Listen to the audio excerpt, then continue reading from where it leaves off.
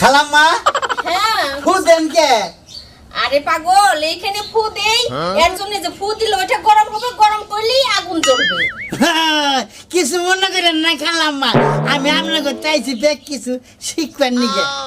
আচ্ছা আচ্ছা ঠিক আছে আমাদের এখানে থাকলে আস্তে আস্তে সবই শিখতে পারবা তুমি আগে কাপটা নিয়ে আসো যাও তোমার খালার জন্য চা দিতে হবে যাও আচ্ছা নিয়ে আইতাছি।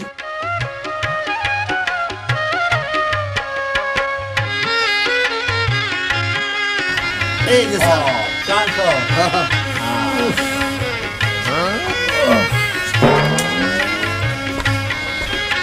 তোমরা কাজ শেষ শেষ। ভালো হয়েছে।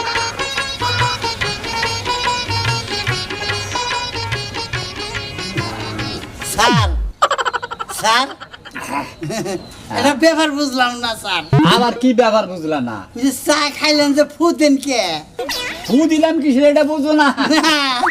পাগল, ফু দিলাম যে ফু দিয়া একটু ঠান্ডা করে নইলাম যাতে জিবায় গরম না ধরে।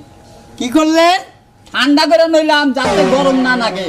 ফু দিয়া ঠান্ডা করলেন? ঠান্ডা করলাম। কামের ছাই করবেন খাই আমি বেটা আমি কামই করব না। কি হয়েছে কি হয়েছে? কি হয়েছে আপনার কথা আরো বেশি বেজাল। বেজাল বেজাল কি?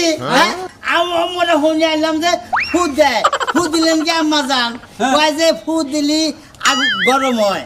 গরম হয়। আবার আপনারা কই ফু দিলেন কে?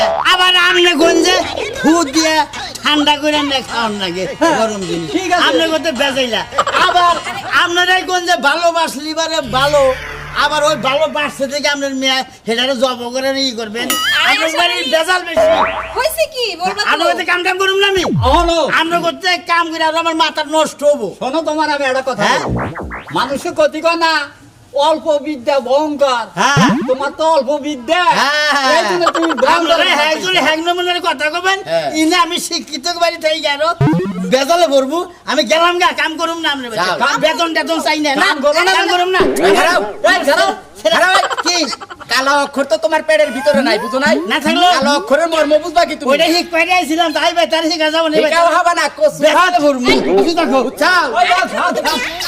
এই যে আসান হ্যাঁ। আমার কথাটা শুনো তো শোনেন কোনো কথা শোনা শুনি নাই।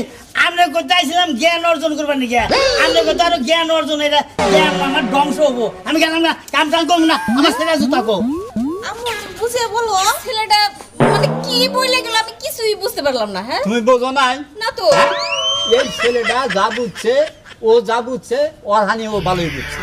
আমরা শিক্ষিত, আমরা যে হানি বুঝলাম আমাকে হানি আমরা ভালোই বুঝলাম। ও